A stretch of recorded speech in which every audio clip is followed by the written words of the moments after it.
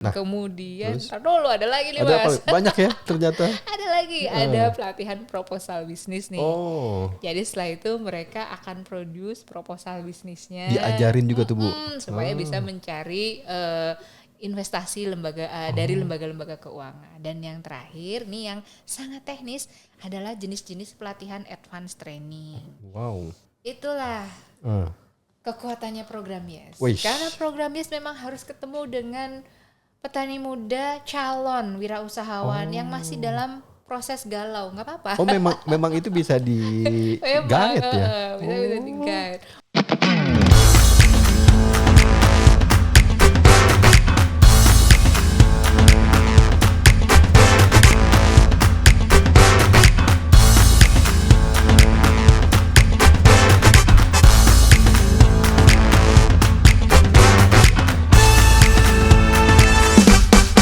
Assalamualaikum warahmatullahi wabarakatuh. Waalaikumsalam warahmatullahi Sobat Yes di seluruh Indonesia, bersama lagi kita berjumpa di Bincang Podcast Yes bersama saya Ferry Laksamana.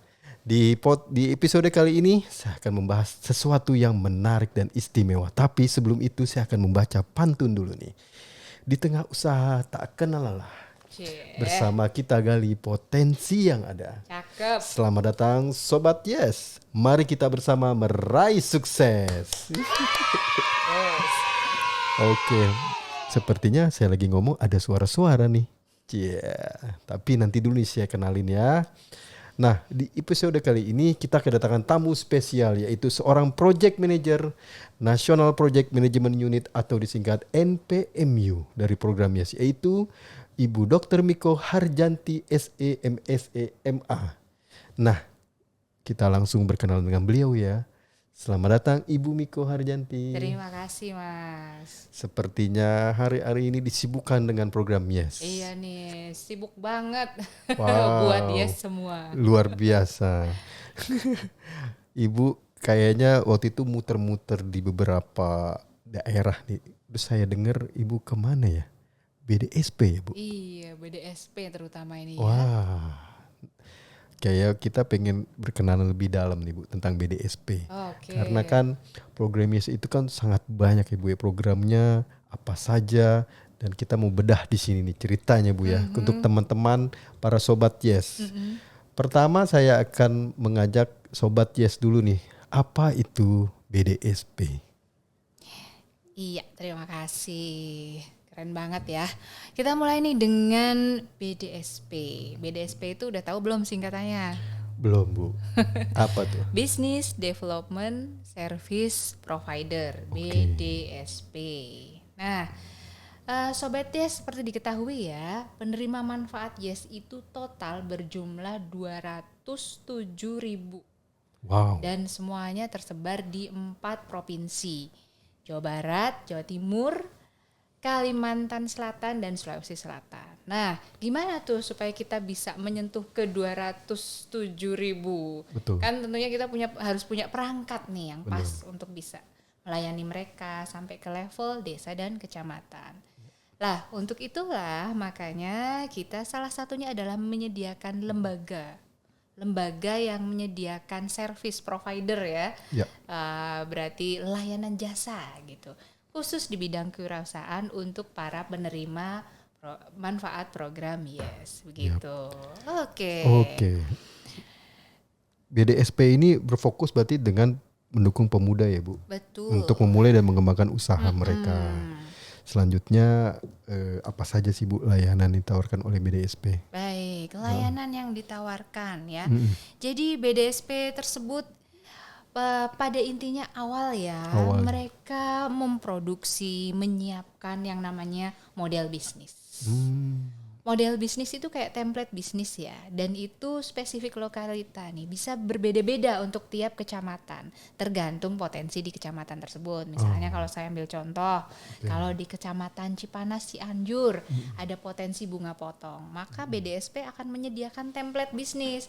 Template bisnis nih maksudnya gini, kalau teman-teman nih yang baru mau usaha bunga potong, dia itu butuh inputnya dari siapa, cara ngolahnya gimana, jadwal bla bla bla, sampai pasarnya ke siapa, stakeholder yang terkait siapa, itu ada dalam model bisnisnya udah tergambar. Beda nanti kalau misalnya kecamatan Cianjur, Kabupaten Cianjur, misalnya yang di situ yang potensial padi. Nah, BDSP akan menyediakan model bisnis tersebut. Nah, kemudian lalu tugas berikutnya adalah mengakomodasi kebutuhan dari wirausahawan muda itu, calon wirausahawan muda. Apa aja ya terkait dengan usaha bisnisnya, mulai dari menyediakan pelatihan, pembinaan dasar, kemudian melakukan pendampingan, lalu menghubungkan ke pasar. Ya, kira-kira seperti tugas utamanya. Kemudian apalagi, yaitu membuat BDSP nih ya tugasnya, bikin planning 3 tahun. Selama 3 tahun itu planning. Jadi untuk khusus di wilayahnya mengidentifikasi penerima manfaat, lalu di planning nih tahun pertama mau ngapain, tahun kedua, tahun ketiga. Jadi udah terarah tuh programnya yang dilakukan BDSP. Nah gitu. Ngomong-ngomong BDSP itu udah berapa unit Bu? Banyaknya ya. Banyaknya. Tadi tuh untuk mengawal mendampingi 207.000 penerima manfaat, kita sudah punya 209 unit BDSP tersebar di 4 provinsi. Banyak banget ya. Banyak sekali. Iya betul, dan itu tersebar di 4 provinsi ya tadi saya ceritakan ya. BDSP itu sendiri asalnya kelembagaan itu bisa berasal dari BPP. Tahu nggak tuh BPP? Apa tuh BPP? Balai Pelatihan Pertanian. Dari dulunya sebelum program YES ada, BPP ini sudah ada tuh di kecamatan. Tiap kecamatan punya BPP. Nah, lalu kita perkuat nih. Kita buatkan pelatihan untuk para pengelolanya ya. Kemudian kita fasilitasi sehingga mereka pun kemudian sesuai mantap menjadi BDSP, mampu memberikan service provider untuk penerimaan manfaat YES. Itu baru BPP ya. Lalu kemudian ada lagi yang berasal dari kelembagaan namanya P4S. Jadi ada BPP, P4S, nanti ada PLUT, BLK dan lain-lain. Apalagi tuh Bu, P4S itu apa tuh Bu? P4S nih ya, kalau P4S itu singkatan dari Pusat Pelatihan Pertanian dan Perdesaan Swadaya. Oke, kalau yang tadi BPP itu punya pemerintah dan dia memang ada di semua kecamatan, P4S itu milik petani swadaya, petani yang memang udah sukses nih, dia punya tempat pelatihan, punya lembaga pelatihan buat petani. Nah, namanya P4S. Nah, P4S kemudian kita perkaya lagi fungsinya, kemudian kita tetapkan menjadi BDSP. Sama nanti bisa memberikan pendampingan pelatihan ke penerima manfaatnya YES. Lalu yang ketiga apa tuh? Masih ingat nggak Mas? Apa ya?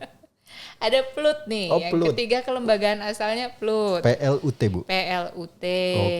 Nah ini lembaga yang menyediakan jasa non finansial, terintegrasi dengan Kementerian Koperasi dan Usaha Mikro Kecil Menengah. Memang kalau PLUT sih memang sudah sangat concern ya dari dulunya mengawal kewirausahaan. Ada mereka itu di bawah pembinaan Kementerian Koperasi dan UMKM. Nah, bicara itu pasti kan butuh peserta ya Bu, peserta petani muda. Nah itu siapa yang mengorganisir Bu untuk mereka datang ke BDSP ikut pelatihan? Ya betul.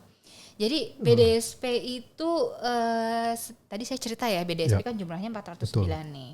Setiap satu BDSP itu pengurusnya tuh nggak banyak Mas. Bisa jadi antara 7, 8 sampai dengan 10 orang ya. Mungkin lebih dikit ya. Nah, gimana tuh mereka untuk bisa melayani begitu banyak penerimaan manfaat di kecamatannya masing-masing. Nah, kami juga merekrut ada tenaga-tenaga yang bisa membantu BDSP, yaitu mobilizer dan fasilitator muda atau FASMO. Nah, jumlahnya ya. Jumlahnya gimana tuh? Jumlahnya kalau mobilizer itu tersebar di 4 provinsi sejumlah 87 orang. Jadi satu kecamatannya YES itu bisa ada 3-4 mobilizer.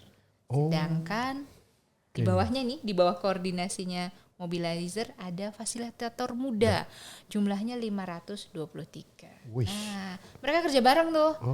Fasmut, fasilitator muda, kerja bareng dengan mobilizer, dengan pengelola BDSP, itu bareng-bareng memobilisir, mengorganisasikan penerimaan manfaat agar mau ikut involve dalam program yang diselenggarakan oleh program YES di level BDSP gitu. Artinya para Fasmut itu juga menseleksi umur dong, Bu? Iya. Karena kan kita mengincar pemuda kan. Betul. Pemuda usia 19 sampai hingga 39 tahun. Milenial. Milenial nih. Luar biasa. Oke. Nah, terus tantangan nih, Bu. Pasti kan ada tantangan nih, Bu. Yang sering dihadapi tuh kayak gimana tuh, Bu? Tantangan bagi kelembagaan BDSP ya. Pertama tentunya dari keterbatasan sumber daya. Ya, keterbatasan sumber daya baik uang maupun sumber daya manusia nih kualitasnya. Ya. Jadi pengurus BDSP, pengelola BDSP itu pasti kita sudah kasih TOT nih, training for trainer. Kita udah trainer dulu nih supaya mereka bisa mendampingi hariannya gitu ya. Kemudian kita juga TOT, training for trainer, untuk pelatihan-pelatihan yang mau dilakukan di BDSP. Tapi tentunya kan kebutuhannya banyak ya. Kebutuhan pelatihan dari penerimaan manfaat macam-macam. Makanya kemampuan dari pengurus BDSP itu tetap perlu ditingkatkan terus-menerus. Itu baru sisi keterbatasan ya anggaran. Betul. Kemudian hal lain lagi adalah keterbatasan dukungan ya. Sudah sih ada dukungan penuh ya dari Pemda, kemudian dari dinas-dinas terkait. Tapi masih perlu ditingkatkan gitu. Bu, ngomong-ngomong kita bisa minum dulu. Iya dong. Asik. Nah, teman-teman sobat YES, ini saya minum kopi dari Bantaing Coffee, Bu. Penerimaan manfaat program YES. Kayaknya habis ke sana ya. Dari Sulawesi Selatan. Keren banget. Terus. Nah, gini Bu, tadi kan ngomongin tentang mobilizer Fasmut. Nah, apa sih yang pelatihan-pelatihan yang ada di dalam BDSP? Misalkan literasi keuangan atau apa gitu Bu? Baik. BDSP ya, jadi salah satu wujud servisnya nih ya, selain mendampingi harian yang di luar ruangan, yang di dalam ruangan. BDSP itu kan punya tempat dong tentunya ya, punya tempat pertemuan. Disitulah menjadi tempat pelatihannya penerima manfaat YES. Pelatihannya ada banyak jenisnya. Rangkaiannya ya mulai dari pelatihan Business Motivation Pathway. Kemudian lanjut nih rangkaiannya ke pelatihan startup. Kedua, kemudian yang ketiga kalau sudah lulus startup nih, di startup itu dilatih tentang bagaimana memulai usaha nih, memulai usahanya, membuat perencanaan dulu nih, perencanaan usaha dan lain-lain, kemudian pemasaran dasar gitu ya, itu di startup. Kemudian lanjut nih step berikutnya mereka akan ikut literasi keuangan. Di literasi keuangan diajarin tentang bagaimana cara membukukan keuangannya. Jadi mereka bisa tahu nih laba ruginya gimana. Jadi selama ini kan kesulitan kita tuh petani usaha aja ya. Betul Bu, betul. Kadang nggak teridentifikasi nih. Bener. Saya untung apa rugi. Bener. Nah itulah yang kemudian kita berusaha latih lewat pelatihan literasi keuangan. Nah, kemudian dulu ada lagi nih Mas. Banyak ya ternyata. Ada lagi, ada pelatihan proposal bisnis nih. Jadi setelah itu mereka akan produce proposal bisnisnya. Diajarin juga tuh Bu. Supaya bisa mencari investasi dari lembaga-lembaga keuangan. Dan yang terakhir nih yang sangat teknis adalah jenis-jenis pelatihan advance training. Nah kalau advance training itu tergantung kebutuhannya. Apakah mau nih ya, udah tadi kan ikut startup. Kemudian mau ikut lanjutannya misalnya kalau yang memilih startupnya tentang cabe-cabean, advance trainingnya tuh bisa lebih lanjut lagi. Misalnya GAP, cabe, good agricultural practice. Kemudian misalnya tentang penanganan hama, ya cabe, ya yang lebih deep gitu ya, lebih ke teknikal. Misalkan kopi dia barista gitu Bu. Nah itu ada di advance training. Oh, artinya kalau ngikutin semua tambah pinter nih Tambah petani. pinter Luar dong. biasa. Nah, Betul. Terus ada pertanyaan saya nih Bu. Ada dia pemuda di pedesaan, Ya. lalu dia punya lahan dan dia nggak tahu caranya Bu. Berarti step yang mana nih Bu? Step yang BMP atau langsung startup? nah itu. Gimana tuh? Itulah Ah, kekuatannya program Yes. Wish. Karena program Yes memang harus ketemu dengan petani muda calon wirausahawan yang masih dalam proses galau, nggak apa-apa. Oh memang itu bisa Memang, digait ya? bisa di-guide. Makanya tadi pelatihan pertama adalah BMP. Kan Oh, BMP BMP. dong, Business Business. Motivation Pathway. Oke. Baru masih galau, lalu Ya. dia dikasih arahan ya. Ya. Ada metodenya. Nah, jadi ada metodenya di BMP itu. Teman-teman nih mau menjadi seorang job seeker atau Yes. job creator. Ah. Nah, itu ada di guide di situ. Kalau udah mantep nih, oh saya nih mau jadi job creator. Nah, dari BMP lalu lanjut dia ke startup. Job creator dong ya, sebagai seorang wirausahawan. Habis Siap. itu masih bingung, iya saya mau usaha, tapi usaha apaan nih? Iya. Di startup, nah itu diberikan bisnis model Wow. oleh BDSP ya. Yap. Ini loh kalau di kecamatan kita tuh bisnis model yang prospektif. Misalnya tadi yang saya contohin kan, bunga potong atau padi. Ini template-nya, kalian bisa ikuti. Oke. Udah nih, udah mantap. Oh saya mau milih. Ya, Pilihan saya adalah Ya. cabai karena menurut saya prospektif. betul. Lanjut lagi ada bimbingan selanjutnya ya, yaitu yang tadi ada literasi keuangan, proposal bisnis, lalu advance training, teknisnya, cara Ya. mengelola cabai lebih dalam, Wish. GAP-nya itu ada di advance training. Seperti itu kurang lebih ya. Gila. Saya kalau jadi petani bersyukur banget nih, asli. Iya benar. Semuanya kita diajarin, semuanya kita dikasih tahu. Tuh. Dari A sampai Z nih istilahnya. Minum dulu ya. Betul Bu. Nah, kira-kira pasti kan ada kisah sukses BDSP Bu. Ya. Nah, apa tuh Bu?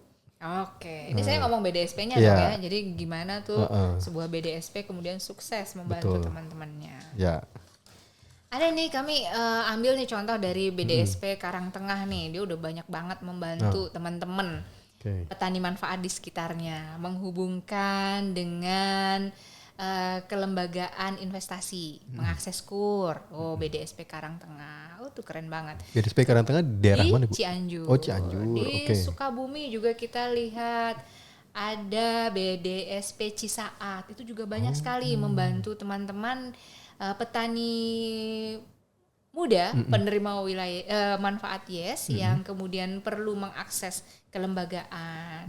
Sudah diakses, didampingi lagi tuh Wish. dalam membudidayakan komoditas yang dia pilih gitu. Kemudian BDSP yang lain banyak ya, Ya. di Sulawesi Sulawesi. Selatan, di Kalsel juga banyak gitu. Batuk. Oke. Oke. Ada lagi Bu? Kita kira-kira kisah sukses. Kisah-kisah. Oke, menyambung tadi dengan pelatihan ya Bu. Nah, artinya kan mereka makin mendapat pengetahuan lebih sebagai wirausaha muda. Nah, tadi kan ada job seeker, job creator. Yang job seeker gimana tuh Bu? Yang job seeker, baik. Job seeker berarti kan memang secara psikologis dia maunya jadi pencari kerja gitu ya. Nah, kalau ini bukan ranahnya BDSP lagi nih. Oh, beda lagi. Ada Oke. program pengawalan dari YES untuk mereka-mereka yang memang tertarik untuk memasuki dunia kerja. Oke. Jadi kita nggak neglect ya, nggak menyanyiakan potensi yang seperti ini. Kita punya program-program, ada pemagangan. Magang nih ya. Oke. Artinya apa? Teman-teman itu diikut sertakan untuk terjun nih ke dunia kerja, dilatih agak lama nih, 2 bulan biasanya ya. Ya. Ada magang di dalam negeri. Yap. Sekarang juga banyak nih yang ke Wow. Kalsel dan Merauke. Ada magang ke luar negeri loh. Ini dibiayai Bu? Ya, sharing. Seluruhnya? Oh, sharing. Oke. Sharing nih yang luar negeri ya. Ada yang ke luar negeri, kita kerjasama dengan Taiwan dan Wow. Jepang. Nah, harapannya kan teman-teman peserta magang ini siap ya. Siap. Udah masuk ke dunia kerja. Gimana nih cara mengelola kemudian berinteraksi dengan pemilik usaha, dengan staf yang lain. Habis magang, harapannya siap masuk ke dunia kerja yang sebenarnya begitu. Jadi kita turut pula mensupport kolaborasi antara petani milenial penerima manfaat DES dengan dunia kerja gitu. Ini berhubungan dengan pertanian juga Bu berarti? Yes. Iya dong, semuanya di ranah pertanian. Berarti gitu. Sobat Yes, program Yes kalau ngomongin BDSP itu untuk job creator dan itu dimulai dengan beberapa step yang Ibu Miko tadi sebutkan. Wow, itu sangat berguna sekali tuh. Nah, terus Bu, apa sih yang diharapkan dari ketika para petani muda nih Bu, mereka ikut ke dalam proses di BDSP, itu kan ada banyak pelatihan nih Bu. Pasti kan mereka butuh dana nih Bu, modal, bantuan. Apakah itu ada Bu di program Yes? Oke. Nah, harapannya nih ya, harapannya setelah mengikuti layanan-layanan program Yes yang ditempatkan di BDSP lah ya. Yeah. Harapannya mereka siap dong untuk bisa memulai usahanya gitu. Kalau sudah siap statementnya, oh ya saya udah siap, nggak dilepaskan begitu saja, tapi ada pendampingan dari PDSP. Kita juga kawal gitu ya, supaya mereka sukses gitu. Udah sukses juga bukan panen sekali, tapi berkelanjutan terus menerus, bisa punya pendapatan yang bagus, meningkat dan lain sebagainya. Harapan kedua tentunya mereka bisa menyebarkan manfaat ke komunitas di sekitarnya. Jadi nggak sukses buat diri sendiri, tapi ngajakin nih teman-teman sekitarnya, 2-3 orang untuk kerja bareng. Nah itu bisa membentuk suatu klaster komoditas. Ini juga kami dorong nih ya. Ada kegiatan lain kita untuk mendorong klaster komoditas. Jadi nggak cuma berdiri sendiri, tapi kerja bareng dengan teman-teman sekitarnya. Nah, harapannya akan terbentuk komunitas petani muda yang kuat. Kalau bisa, lanjut lagi kami dorong supaya berlembaga. Boleh tuh kelembagaan ekonomi petani. Yang sederhana bisa KEP tadi ya, kelembagaan ekonomi petani. Lebih keren lagi kalau memang sudah siap bisa yang berbentuk koperasi gitu. Supaya ada dasar hukumnya. Tapi boleh koperasi juga boleh kelembagaan yang lain ya. CVPT juga boleh seperti itu. Nah tapi kan para petani itu pasti butuh modal tuh Bu. Itu modal usaha. Ya kalau itu gimana? Modal usaha sebenarnya ada layanan lain di program Yes ya. Walaupun kita tidak lagi membicarakan itu ya. Ada lagi nih di komponen lain yang memang kita membantu mengakseskan menghubungkan antara petani muda dengan penyedia pembiayaan, baik perbankan lewat kredit usaha, KUR dan lain-lain, dan juga kita nge-link ke lembaga investasi yang lain. Dan kita juga punya paket-paket pembiayaan yang namanya hibah kompetitif. Gitu. Tapi itu terbatas ya. Itu terbatas. Terseleksi. Kenapa saya ngomong sana sini? Karena kebetulan kita langsung ngomong sama project manajernya. Nah, Bu, BDSP berarti untuk di program Yes ini kelanjutannya seperti apa Bu? Kalau setelah program Yes ini selesai Bu? Ada. Ngomongin kelanjutannya ya. Teman-teman pasti tahu ya kalau namanya program itu pasti ada masa berakhirnya ya. Termasuk juga program Yes, betul sekali. Nah, tapi kegiatan kewirausahaan kan tidak boleh berhenti dong. Makanya kita siapkan agar setelah program Yes berakhir, lembaga-lembaga yang mendampingi kewirausahaan itu tidak berhenti begitu saja. Ya dong. Betul. Jadi lembaga BDSP yang tadi ingat ya di awal ya, asalnya dari Balai Pelatihan Pertanian, PLUT, P4S, dia tetap mandiri. Orangnya, pengurusnya kan udah kita latih nih, udah pinter. Jadi setelah program Yes, mereka tetap pinter dong. Pinter dalam mendampingi penerima manfaat di sekitarnya, mendampingi petani.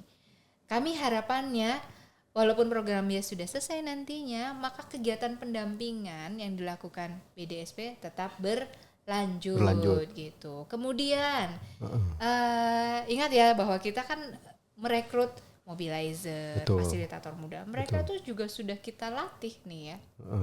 Nah, harapannya kinerja fasilitator muda maupun mobilizer itu tetap berlanjut. Mereka tetap kerjasama dengan BDSP, juga tetap membantu teman-teman untuk bisa melakukan pendampingan ke petani muda walaupun melalui kegiatan lain atau program lain gitu. Oke. Kita cukup banyak ya Bu informasi yang kita dapat nih tentang BDSP, program-program YES yang lain. Ada apa Bu? Pesan-pesan mungkin yang buat Sobat YES tentang BDSP lagi Bu, ada yang mau disampaikan sebelum kita tutup? Iya. Baik, Sobat YES yang jumlahnya 207.000 tersebar di 4 provinsi. Saya salut sama orang-orang BDSP. Jangan lupa ya, tetap manfaatkan fasilitas BDSP. Tetap datang, keep in touch gitu ya, tetap datang ke BDSP. Akseslah, tanyakan ke BDSP. Ada program apa ya gitu. Apa nih yang bisa kami manfaatkan? Apa yang bisa kami kerjasamakan? Ada nggak nih kemitraan-kemitraan yang bisa dijalin antara teman-teman Sobat YES dengan BDSP maupun pasar? Nah, mudah-mudahan itu tetap terkolaborasi gitu ya. Sehingga bisa mendukung usaha yang kalian sekarang sedang running gitu. Pokoknya semangat terus, tetap lancar usahanya, menjadi petani milenial yang sukses. Wow, keren. Iya. Terima kasih Ibu Miko Harjanti, Project Manager Program YES NPMU. Dan Sobat YES, usai sudah episode kita kali ini membahas tentang BDSP. Kami harap dengan informasi yang kita berikan makin menambah wawasan, menambah ilmu apa yang sudah didengarkan dari awal sampai akhir ini. Dan saya mengucapkan terima kasih buat yang sudah menonton sampai habis. Jangan lupa untuk explore tentang program YES, karena program YES itu sudah ada digital sudah sejak lama, yaitu ada di Instagram, ada di TikTok, ada di X Twitter, ada di Facebook dan YouTube. Semua kalian bisa akses secara terbuka. Kalau websitenya di www.yes.yeskementan.org. Sobat YES, terima kasih sudah menonton episode kali ini sampai tuntas. Podcast YES, inklusif, kolaboratif, konstruktif. Dadah.